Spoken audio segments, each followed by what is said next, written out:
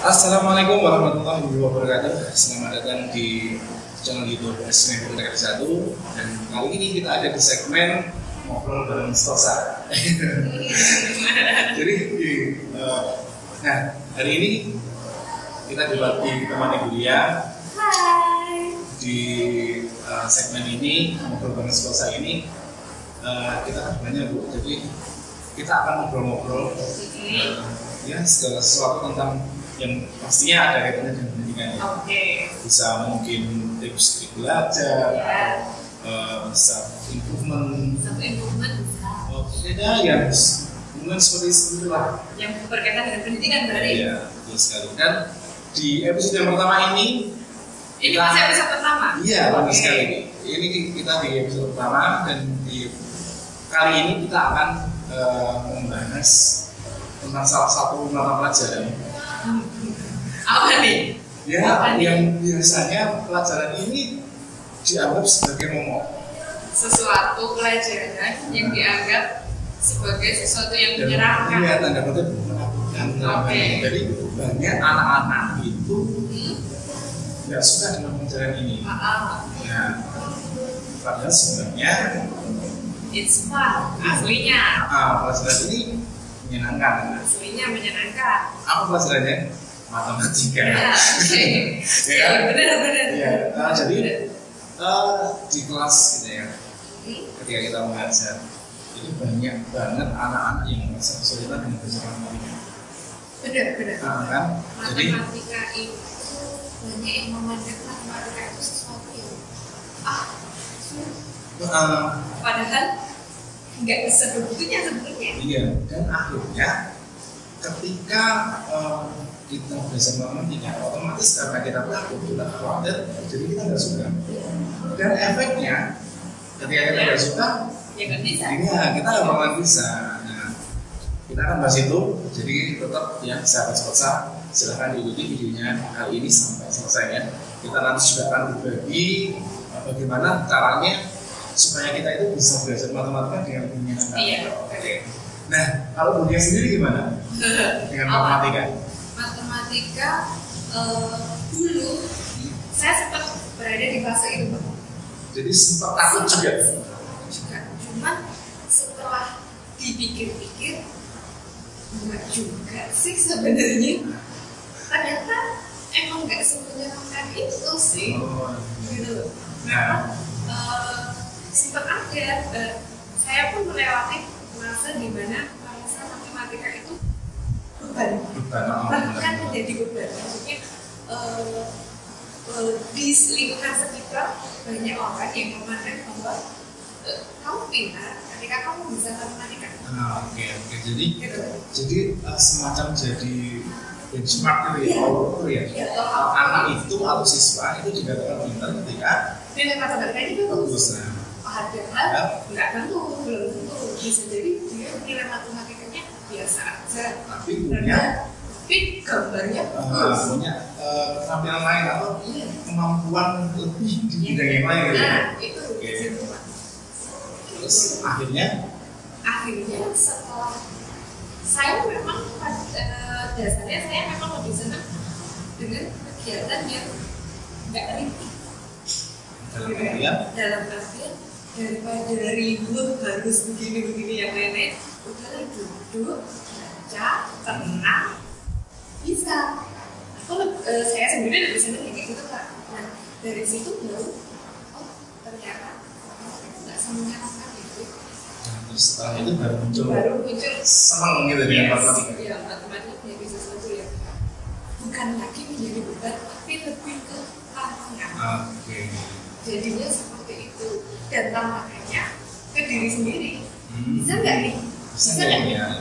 Jadi setiap ada ketemu dengan pelajaran matematika, otomatis kan yang kita temukan adalah soal itu ya. Jadi yang muncul adalah selanjutnya, ini harus gimana caranya bisa menyelesaikan gitu ya. Jadi sebuah tantangan seperti itu ya. Matematika itu sebenarnya untuk be kreatif. Benar. Jadi kita cuma dikasih, anggap aja kita cuma dikasih satu rumus tapi dari rumus itu kita bisa ketemu soal yang banyak acunya segala macam. Nah dari situ ini tuh tetap akan balik ke sana, mau nggak mau kan mikirnya kreatif ya kayak gitu gitu. Iya. Jadi harus benar-benar gimana caranya kita bisa menemukan atau menemukan solusi dari soal yang kita dapatkan gitu ya. Entah itu nanti jalannya dari mana, kita benar-benar harus bisa kreatif, harus bisa menganalisa dengan cepat gitu ya.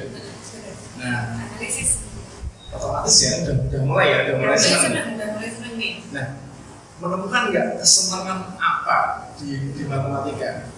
Kesenangan ini maksudnya ke arah materi atau apa nih? Iya kan, tadi kan di awal sudah pernah mengalami fase di mana kuliah itu kok kayak gini ya, makanya nggak menyenangkan. Tapi setelah akhirnya jadi suka senang. Nah itu yang membuat senang itu ketika gimana?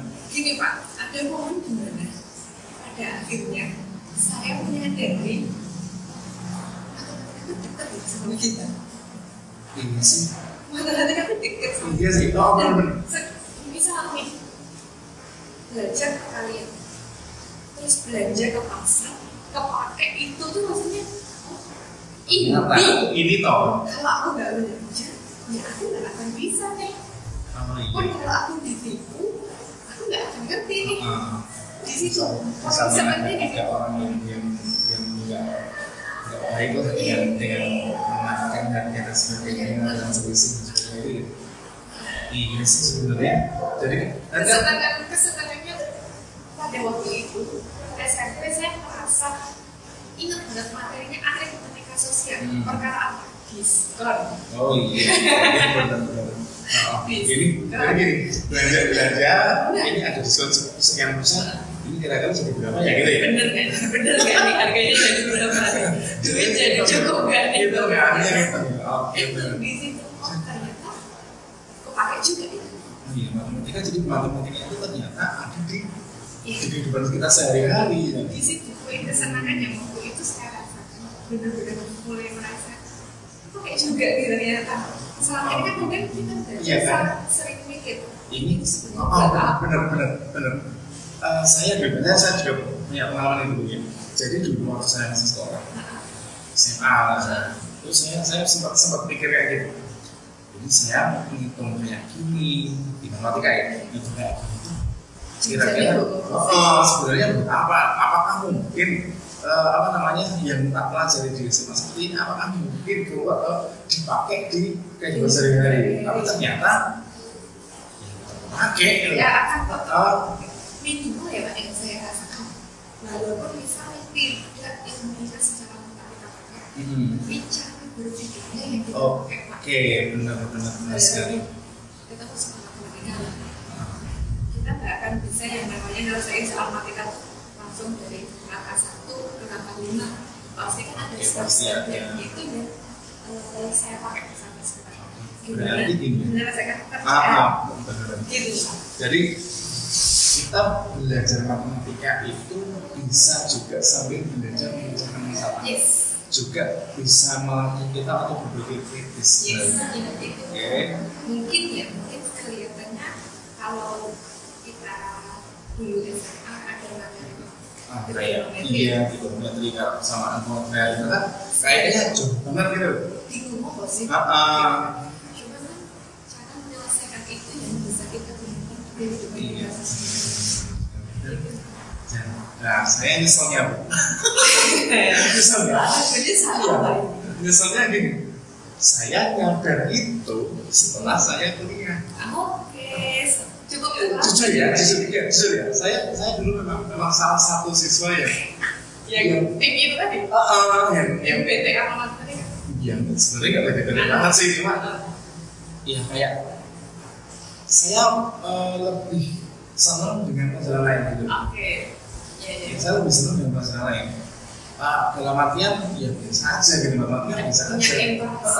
Interest di matematika itu kurang. Saya lebih senang dengan pelajaran-pelajaran seperti bahasa Indonesia, kemudian sejarah. Saya lebih senang kesana gitu.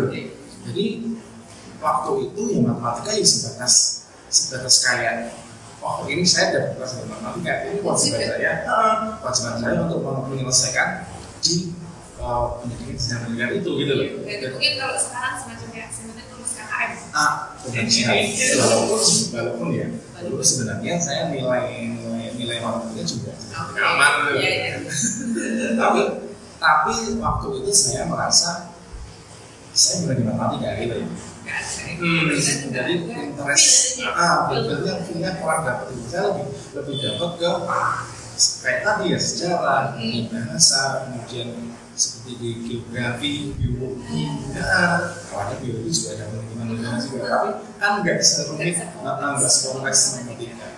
Nah, ini Buria, kan berarti Buria ini senang dengan matematika kan udah sejak nemu kesenangan dengan matematika itu kan sudah SMP gitu ya. Lama kan saya baru muncul ya telat lah gitu, saya kita bisa dianggap telat. Kalau ada nggak pengalaman yang bisa dianggap berkesan gitu terkait dengan matematika?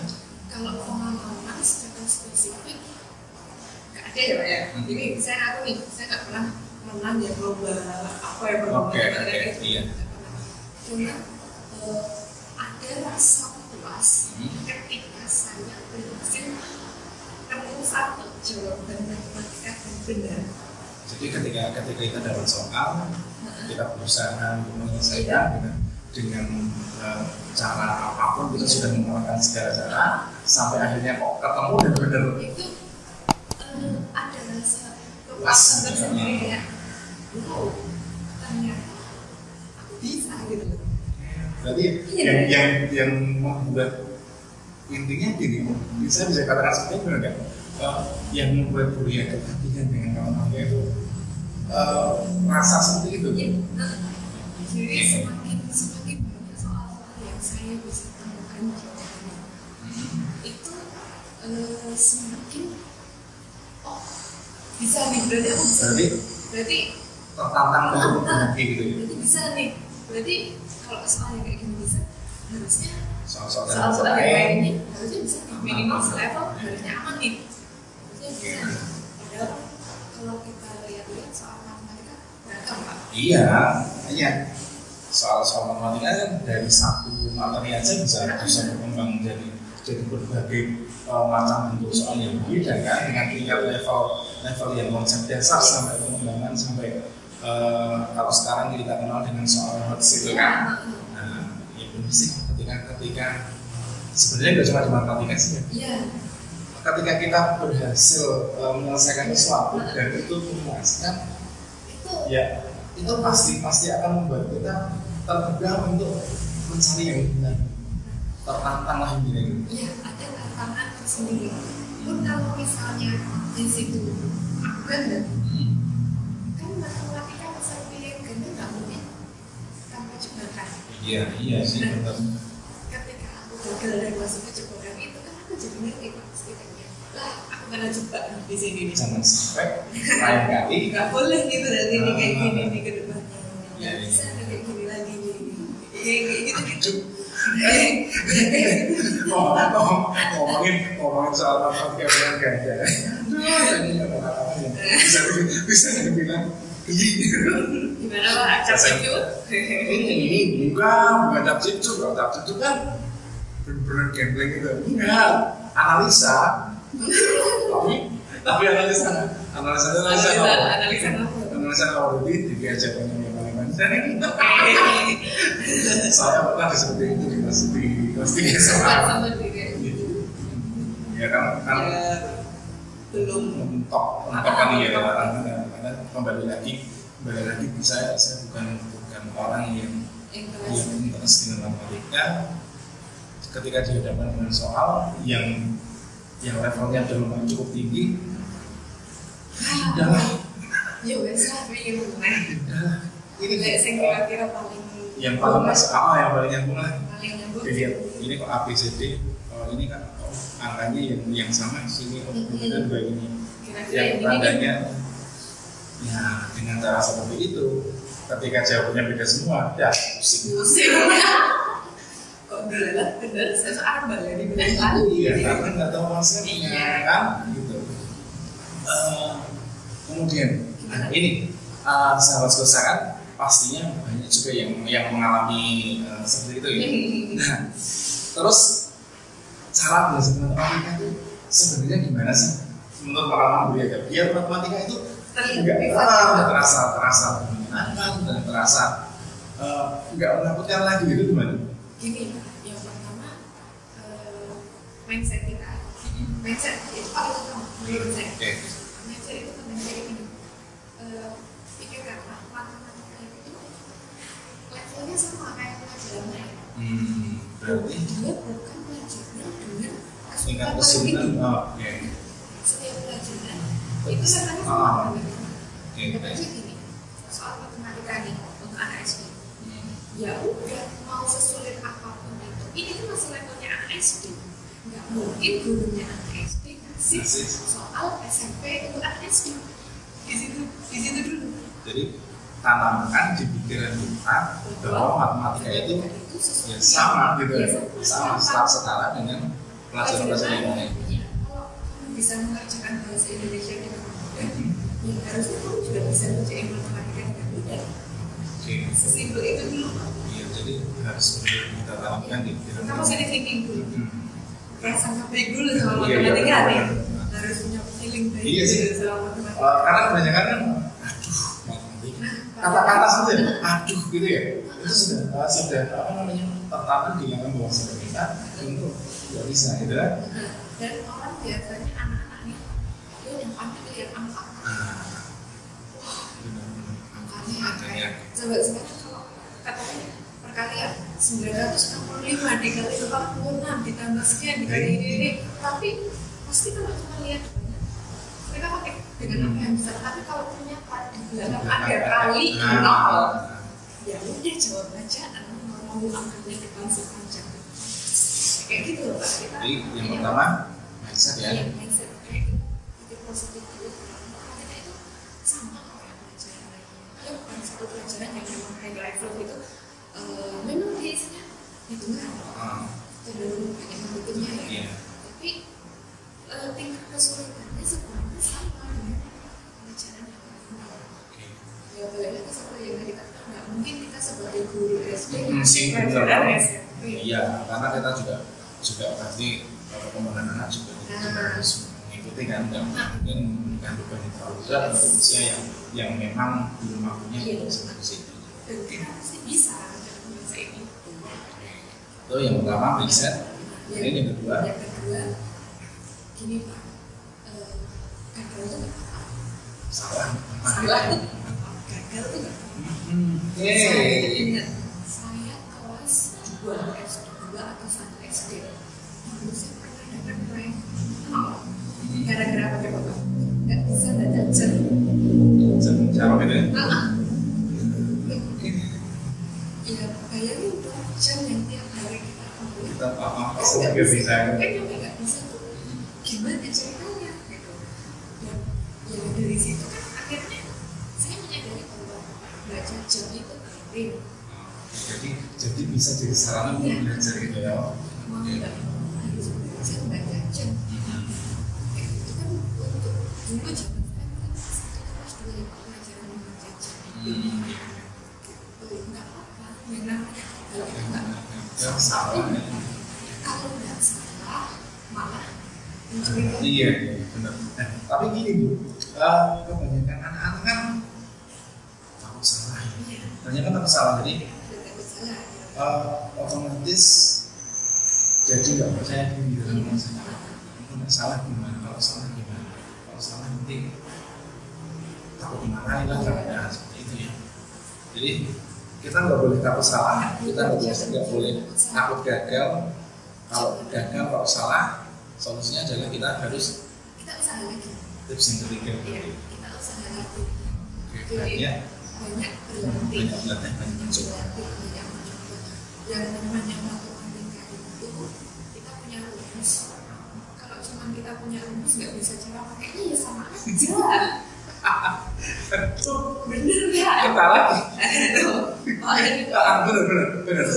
Jadi saya Nah, jadi pengalaman lagi kan.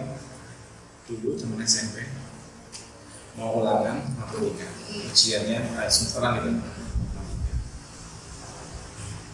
Nulis dong rumus. Iya. Catatan itu rumus rumus panjang gitu ya. Sampai pada waktunya buka soal hilang semua. Iki dia dengan rumus. Iya, gimana caranya? Rumusnya ingat, tapi kenapa kok yang ditanyakan beda dengan rumusnya itu? Itu tadi kayak yang saya bilang gitu. Saya soal matematika itu banyak banget. Kita nggak bisa cuma belajar ini satu rumus diapalin, nggak bisa. Jadi tetap harus latihan. Jadi kuncinya yang itu kunci yang utama ya latihan. Kan beda kan ya dengan maksudnya kalau misalnya sejarah yang ilmu yang non eksak gitu ya. Itu kan baca kan. Kalau nggak baca ya nggak bisa. Tapi kalau matematika baca malah tambah bingung. Baca malah tambah bingung. Baca doang bingung. Iya harus bingung. Baca harus diimbangi dengan latihan. Nah, dengan latihan itu secara macam-macam soal ya. Variasi soal yang beragam itu. Iya dan bisa kalau soalnya seperti ini cara yang dilakukan ini. Kalau soal yang lain nanti pasti ada cara yang lain juga gitu. Cara yang mana nih? Terus ada lagi istirahat penting. Istirahat itu penting. Istirahat dalam artian istirahat belajar. Istirahat ini belajar terutama matematika itu memang tadi kita sudah ngomong matematika sebagai sesuatu hal yang mengerikan kan, sering dianggap sesuatu yang mengerikan. Kalau mau juga belajar itu nanti misalnya capek, udah panas banget nih otaknya nih, tidak rasa kok nggak suka muter mesin gitu. Berhenti dulu, minum dulu, makan dulu, nanti lanjut lagi nggak apa-apa. Karena saya sendiri di segede ini pas lagi di terus yang namanya sekolah ngitung itu masih sering jogel. Dibilangin 5 pangkat 2 sampai dengan 10 juga kan. Jangan dikira nggak pernah salah. Iya, jadi tetap beri waktu untuk cetak kita istirahat.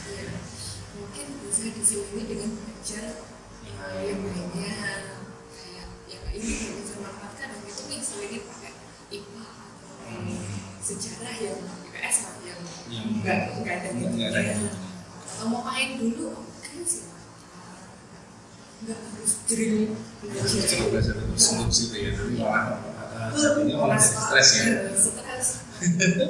Oke. Itu pentingnya belajar sebenarnya yang ini tidak cuma belajar matematika ya. Iya sih sebenarnya. Di semua mata pelajaran kalau kita misalnya, jadi kalau misalnya kita sudah belajar dalam jangka waktu yang lama, yuk jangan dipaksakan untuk belajar terus. Harus ada jeda. Nah, makanya itu sangat tidak disarankan untuk belajar dalam waktu yang dekat dengan ujian. SKS ya Pak, sistem bersemalam atau guru saya itu mau wayangan.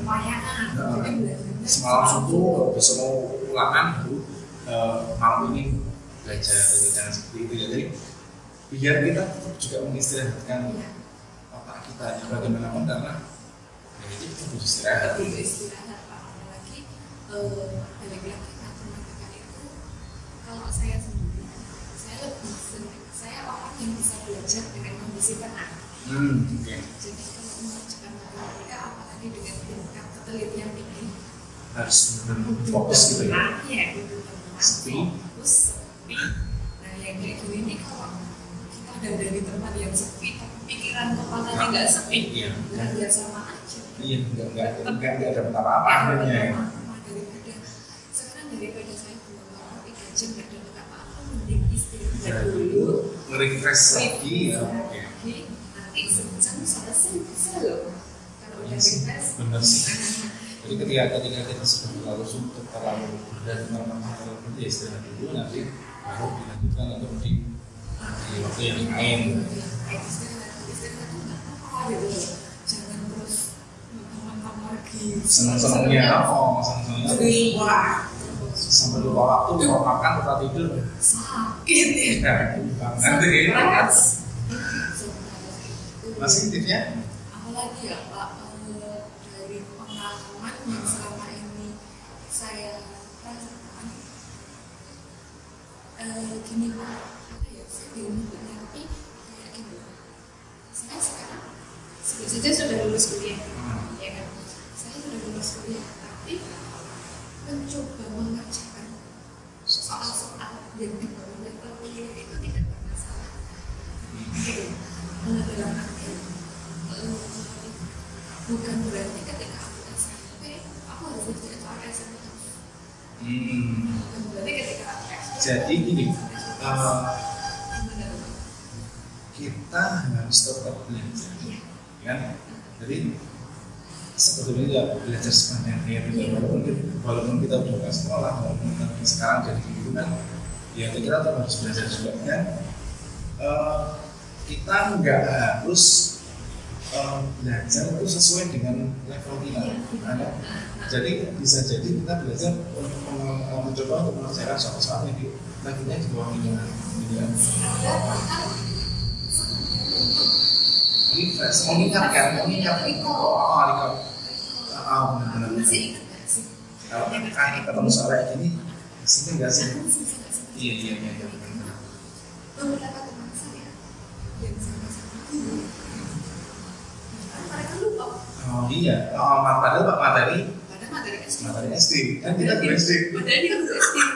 Ditanya materi ini, mungkin bicara ini. Iya, oke. Berarti intinya kalau saya tangkap dari yang terakhir ini, kita harus tetap belajar terus menerus. Jangan pernah berhenti untuk belajar. Ya. Belajar itu bisa dari mana aja. Iya. Matematika itu saya bilang pakai di segala aspek. Maksudnya Sangat fleksibel ya. Di mana-mana ada. Dari sektor perdagangan ada, jelas dari pendidikan ada, bahkan sekadar anak-anak main bareng-bareng sama teman aja kita bisa kok menjumpai itu. Iya. Kayak MK ini Ya. kali bentuk pertanyaannya itu persegi panjang atau persegi itu kan sesuatu yang dekat dengan kita. Tanpa kita sadari materi persegi panjang apa kalau kita Iya sih. Kita ngukur, kita apa namanya? Ya, segala sesuatu di kehidupan kita pasti bermanfaat ya. memperkirakan waktu kira-kira Kalau sebelum segitu kita nah misalnya biaya berapa tambah seperti kayak gitu itu sebenarnya juga kehidupan matematika dalam kehidupan sehari-hari kita ya kayak gitu tuh yang ternyata benar.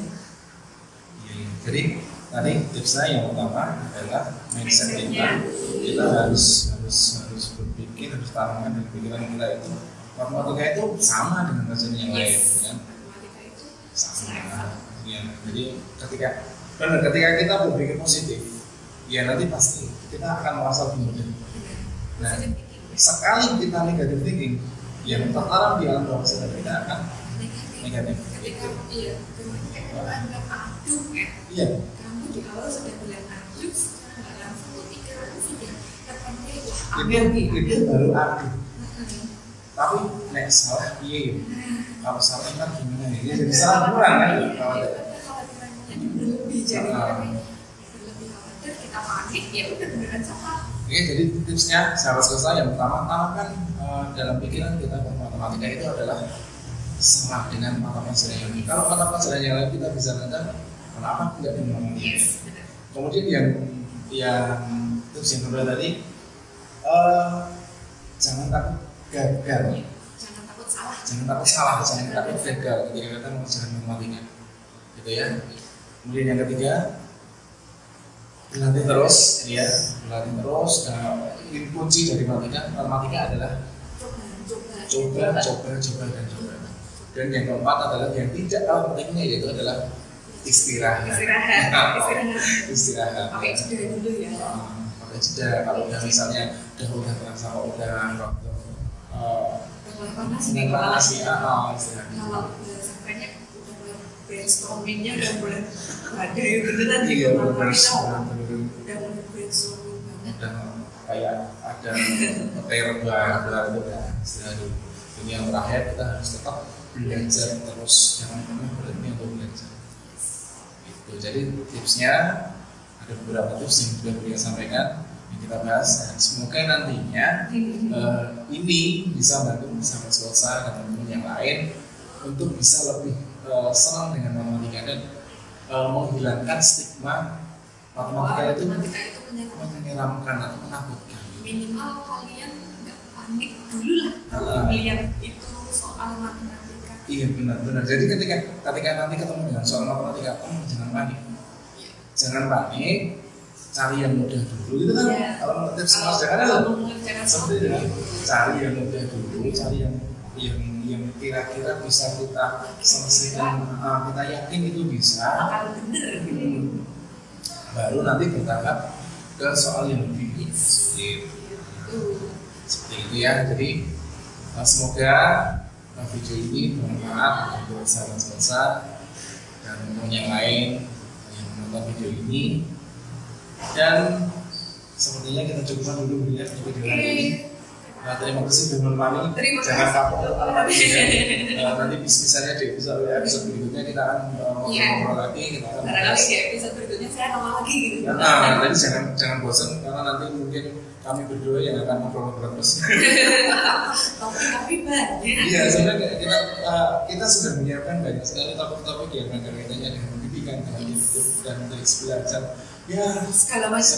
Karena obrolan kita sebenarnya kalau itu. Iya, sebenarnya kalau itu tapi semoga sahabat teman-teman bisa menangkap apa yang kita sampaikan pada kesempatan kali ini. Oke, sampai di sini dulu. Saya Nafi dan Bu Ria. Ya, sampai jumpa di video ngobrol bareng Selsa di episode berikutnya. Assalamualaikum warahmatullahi wabarakatuh.